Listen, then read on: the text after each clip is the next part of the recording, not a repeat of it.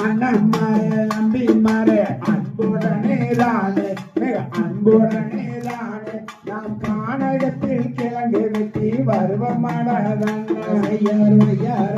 கைய வீசி நடநடங்கோதாமி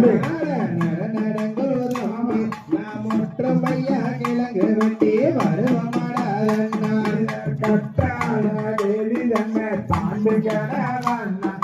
தாண்டுகிறதம்பி நாம் காரணமாய் கிழங்கு வெட்டி வருவமாடதன்னா சரணி மண்ணு முதரதன்ன நாம் சொக்கட்டல்லே கிழங்கு வெட்டி வருவமாடதன்னா